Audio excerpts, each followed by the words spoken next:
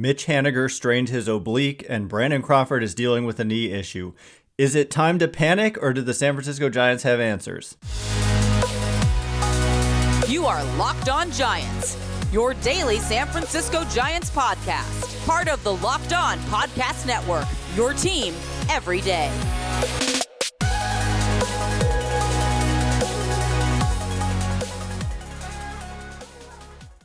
Hello and welcome to Locked On Giants, part of the Locked On Podcast Network, where it's your team every day. My name is Ben Kaspick, and on the show we provide daily episodes Monday through Friday, talking about the San Francisco Giants in a way that's data-driven and rational, but also simple, passionate, and accessible to all. I'm a former contributor for the baseball statistics and analysis websites Beyond the Box Score and Rotographs.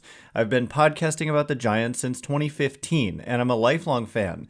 Thank you for making Locked On Giants your first listen every day.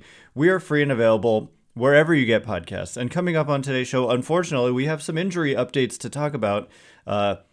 Just last Friday, we were talking about how my number one question going into 2023 was the corners for the Giants. Yes, there are questions up the middle, but it was like, can Mitch Haniger and Michael Conforto return to all-star form? And then David Villar and Lamont Wade Jr., can they kind of reestablish, in Villar's case, establish himself, in Wade's case, reestablish himself.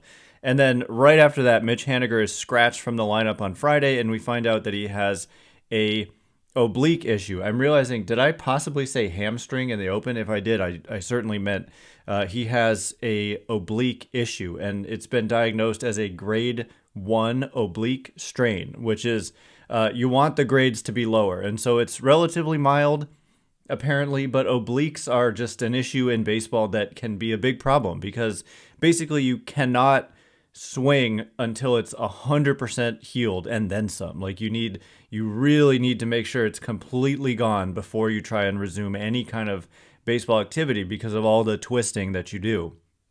And so it's not what you want to hear. It's a good thing that it's mild. Haniger has missed a lot of time. I mean, there was one time he had a more serious oblique issue that forced him to miss like 6 weeks or something, but he said that was just way, way worse than this. And so hopefully they're kind of getting ahead of it and shutting him down.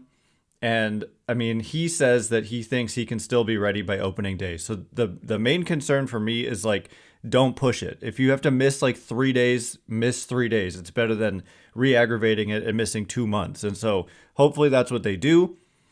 I'm sure that is the plan. And the question is, okay, let's say he did have to miss some time. What happens in that event? Because first of all, I just want to point out every team deals with this. That's the thing about a baseball season. And that's why depth is so important, is because guys go down. It just happens every year. You don't know who or when, but it happens. You know it's going to happen. And so what does the depth look like behind Mitch Haniger? We've mentioned before, I mentioned Stephen Piscotty as a possible guy who like represents depth behind Mitch Haniger, but the guy who actually comes to mind first and foremost for me right now is Blake Sabol, because Sabol, the Rule 5 pick, has to make the opening day roster or else be offered back to the Pirates, and I don't think the Giants want to do that because he's having just an incredibly impressive spring. Yes, spring training statistics are not necessarily meaningful, but he couldn't be doing more than he's doing. He's had a hit in over 50% of his at-bats, meaning a batting average over 500. He's hit a bunch of homers, at least 3. He's shown some good speed and just looks like a guy you don't want to have to offer back. It wasn't just like Giants took a flyer on him as a Rule 5 pick either. They went out of their way to trade for him after he was picked 4th overall in the Rule 5 draft by the Cincinnati Reds. And so it was... I mean, in my first guess at predicting the 26-man roster when spring training first opened, my kind of big hot take at the time was that Blake Sabol would make it over Joey Bart. And I kind of have maintained that a little bit because I don't think they want to lose him. But if like that always seemed like somewhat of a long shot, I mean, here's the thing. Joey Bart has a minor league option year remaining. And so you could send him down, keep Sabol, see what you have. But it would possibly make him like the primary catcher, and there are questions defensively. But a lot of people say, well, we think he can hit, but the question is defensively at catcher. Well, guess what? He's also an outfielder. And that's why when I say Mitch Haniger potentially being injured, I think the number one guy who would stand to quote unquote benefit from that is Sabol, because I think they're probably going to end up, unless he just gets hurt or like goes into a tailspin at the plate or something. But I think they've probably seen enough where they're intrigued by this guy who's like 25 years old, left-handed bat, and has just really, really impressed them. I think that they're going to want to have him on that opening day team. And so if Haniger were to go down, you're still looking at your platoon in center field with Yastrzemski and Slater. You're still looking at Conforto in, it looks like now, right field. We were thinking left, but the shoulder's doing so well, we're now talking about right. And then I suppose you could just have Sabol out there in left, and then you might end up seeing actually Slater platoon with Sabol as opposed to Yastrzemski in that case. And they're also trying out guys like Thairo Estrada in the outfield. Estrada has played there from time to time over the last couple years. I don't particularly love moving guys like out of position. They've had some success with it with like Mauricio Dubon. He was a middle infielder, but they kind of said, oh, wow, we think he can play center. And sure enough, he was a pretty darn good defensive center fielder. And so that could, I think Estrada is not quite as like athletically explosive as Dubon was. But anyway, I'm kind of going off on a tangent here. But I think it's Sabol would be the first that would benefit from that. By the way, Austin Slater is also dealing with his own injury. He's had like an elbow problem, but he finally played. He was the DH in their game yesterday, but I think that they are saying that he's on track still to probably be ready by opening day. But, guys are going to go down, and losing Mitch Haniger, this is why you just have to be really conservative when it comes to injuries, because it's much better if you have to lose him even for 2 weeks to start the season, much better than 2 months.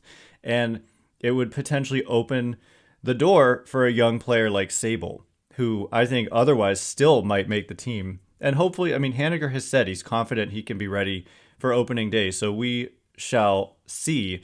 But then we find out today that Brandon Crawford is dealing with left knee discomfort, which is what kind of derailed his season a little bit last year. And it wasn't until they really shut him down and let him heal it up that he was able to come back and play really well down the stretch. But to hear that it's kind of resurfaced here, and then the word is he will not participate in baseball activities for 1 week, that sounds relatively serious. And so coming up in just a minute, we're going to talk about the ramifications there, because a lot of the talk over the offseason, of course, they tried to get a shortstop. They agreed to terms with Carlos Correa, but that didn't happen.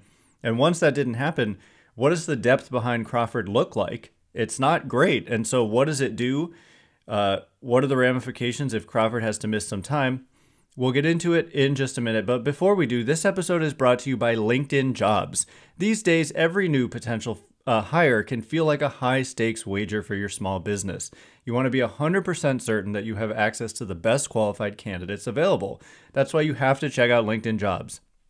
LinkedIn Jobs helps you find the right people for your team faster and for free. I've used it myself when looking for a job, and it is incredibly valuable on both ends, I think, for the employer and for the potential employee. Simple tools like screening questions make it easy to focus on the candidates with just the right skills and experience, and you can demonstrate that as a potential employee.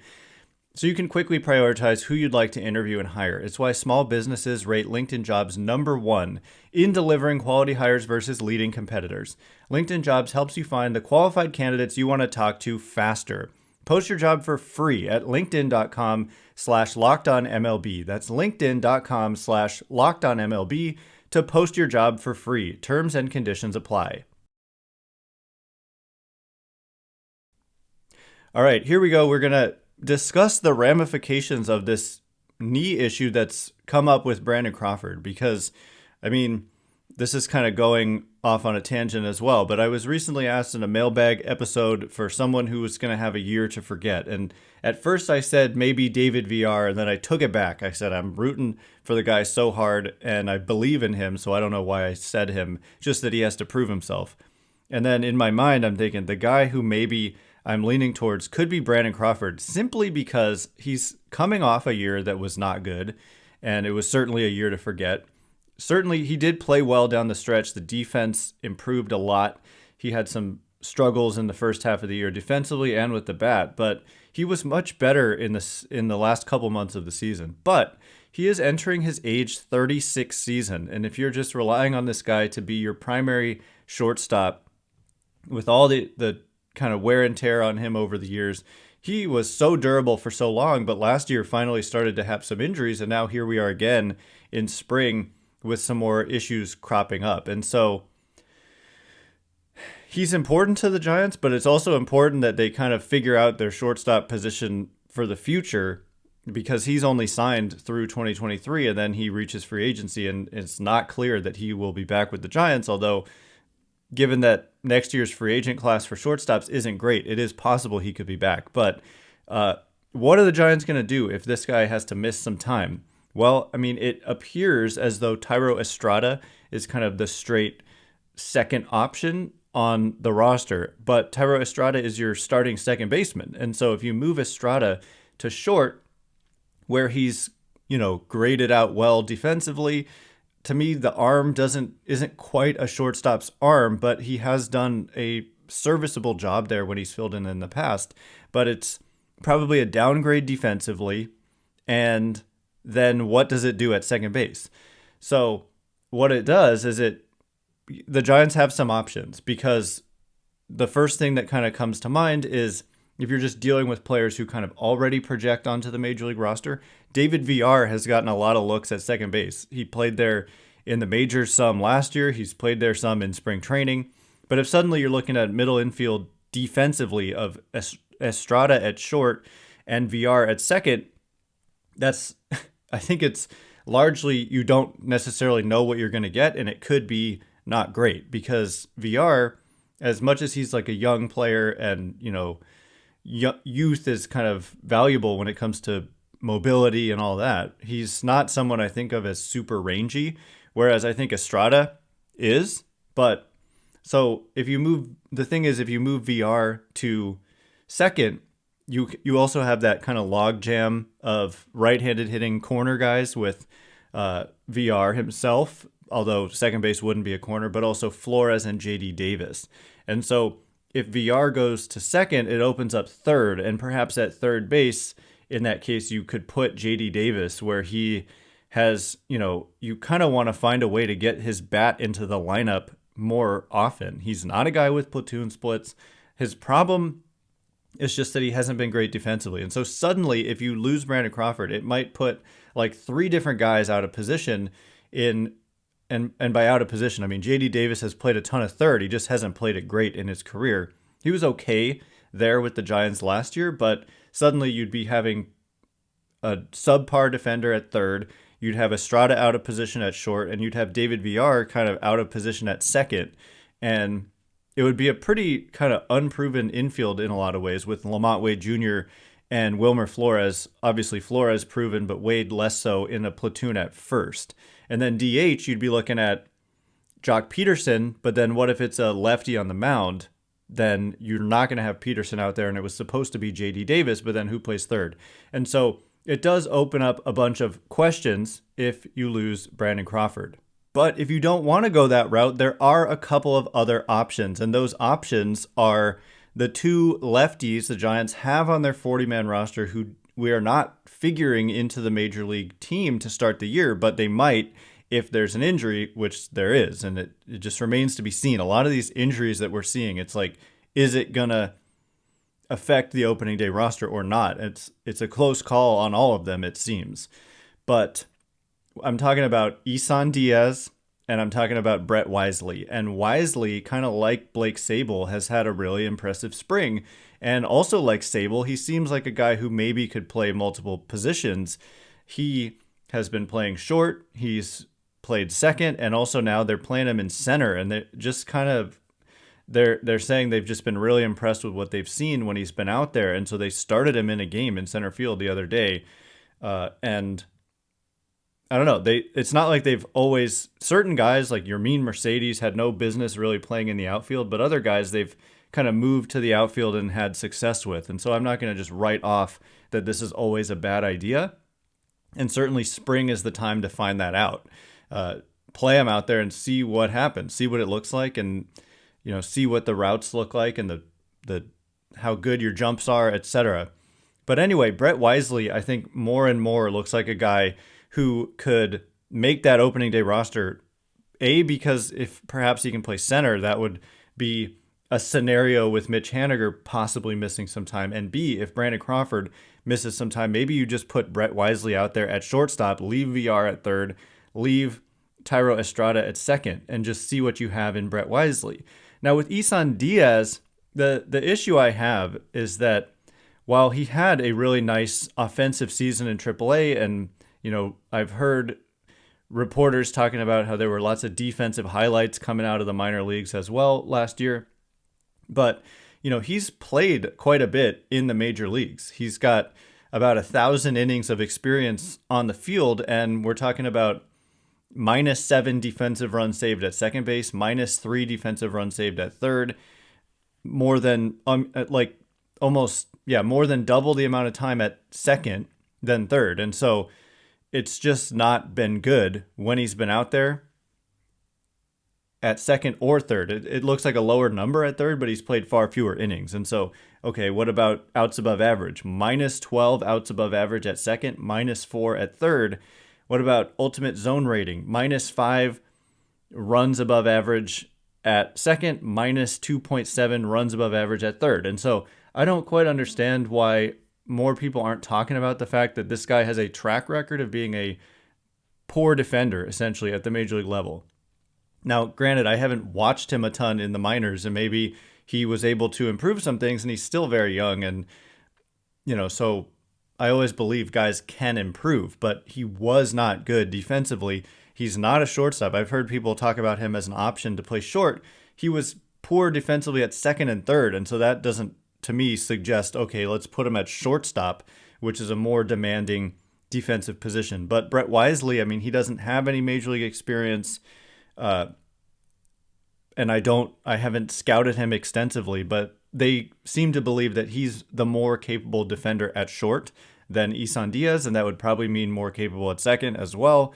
And if he can play center too, he's only 23 years old, and they think pretty highly of him. They got him in a trade from the Tampa Bay Rays, and the Rays have this kind of perpetual 40-man roster crunch when it comes to protecting players from the Rule 5 draft, and they just don't have enough room. And so they end up having to trade guys away, and the Giants kind of took advantage of that and traded for Brett Wisely. But they believe that he can be a major factor. And by a major factor, I just mean potentially a solid/good major league player. And so we may just find out if there's an injury to Brandon Crawford. So they do have their options, and we kind of explored the main ones, but there are even others as well. We talk about Casey Schmidt as a guy who could, I'm not saying he's going to make that opening day roster, especially when you look at the fact that Wisely and Diaz are already on the 40-man, and they would be able to figure out how to resolve losing Brandon Crawford using players already on their 40-man roster. But if Casey Schmidt goes to AAA and just kind of dominates offensively, he's been playing short in spring some, and he played short when Marco Luciano went down in high A Eugene last year. And so if they really view Casey Schmidt as a capable defensive third baseman, that might be your best option. But I think they want him to kind of prove he's dominating offensively at the highest non-major league level before they were to give him that opportunity. But I feel pretty good about the depth that I've just mentioned here behind these players potentially going down in both the infield and the outfield. Thankfully, pitchers have been all right. Alex Cobb got hit with the comebacker. He thought for a moment he was going to miss the season with a broken knee, but he turned out to be fine. And so, at least for now, the starters are intact, but the Giants' depth, I think, provides solid alternatives at multiple positions here. And what about Marco Luciano? Obviously, he's further away, has only played like a handful of games in Double-A in their postseason last year, but Gabe Kapler had an extremely scorching hot take about Marco Luciano, who's recovering from his own injury, a lower back stress fracture, and he had something very, very interesting to say about the future of Marco Luciano. So you're not going to want to miss that conversation coming up in just a minute. But first, this episode is brought to you by Built Bar. The Built March Madness bracket is here again. We know you have a favorite bar or puff, and now's the time to make it count. Go to builtmarchmadness.com to vote for your favorites. You know I'll be voting for cookie dough. It's been near and dear to my heart ever since it first arrived in my life so blissfully.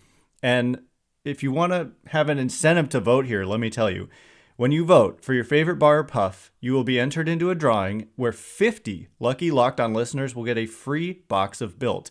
Not only that, but one Locked On fan will win a 12-month subscription to Built to have Built's best bars or puffs delivered monthly straight to your door. You've got to try Built. It's the best protein bar ever, bar none. They're so amazing. You won't think they're good for you, but they are.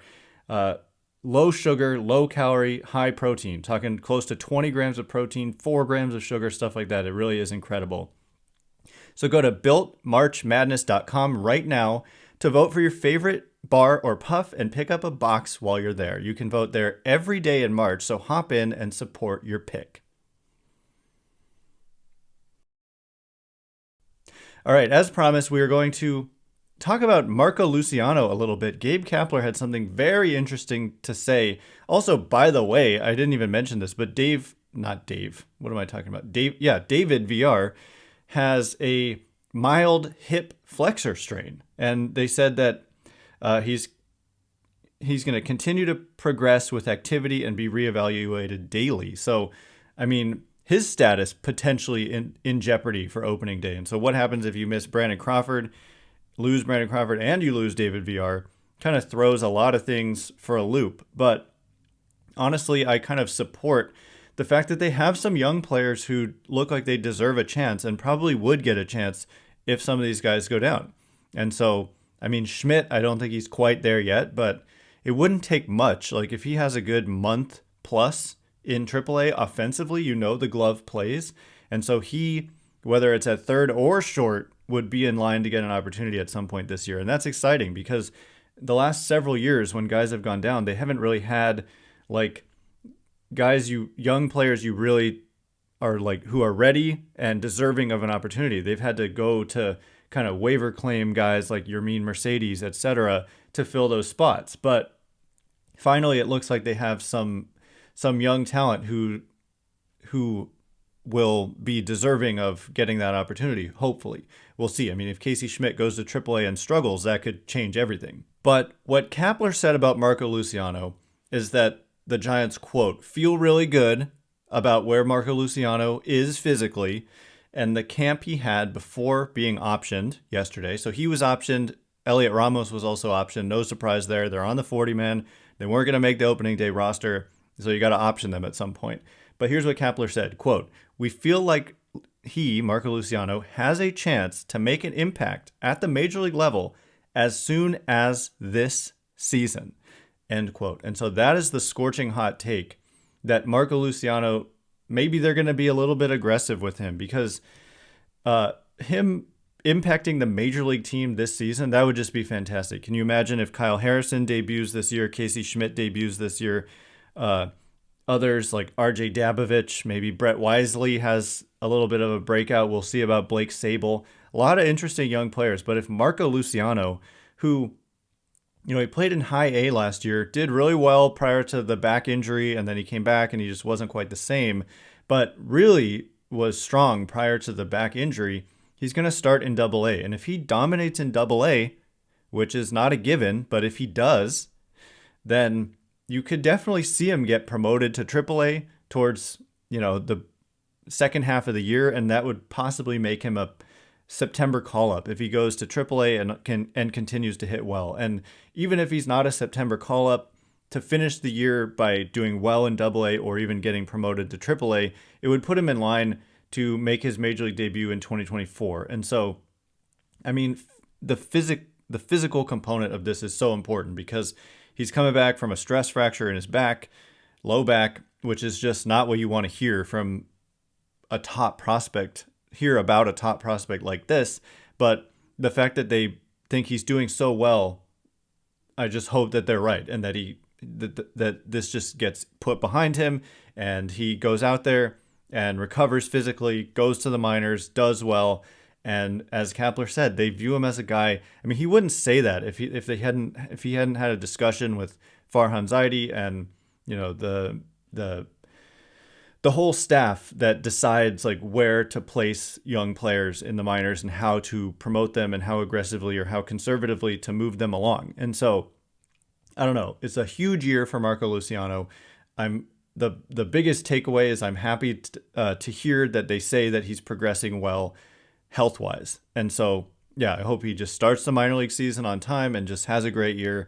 And man, if we see him in addition to all these other young guys, it could be a fun season in a lot of ways for finally starting to kind of have that pipeline arrive at the major league level. So anyway, that is all the time we have for today. Thanks again for making Locked On Giants your first listen. Now for your second listen, check out Locked On Fantasy Baseball. Win your league by listening to Matt and Dom every day as they bring you the best fantasy draft strategies.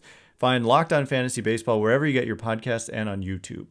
Once again, my name is Ben Kaspick. Check me out on Twitter at Ben Kaspick, Kaspick. If you like this show, please consider rating it or leaving a review. Helps me out a lot, so thanks in advance, and thanks to everyone who's done so already. Also, smash that subscribe button if you haven't done so already on YouTube. Anyway, thanks again for listening. You are now Locked On Giants.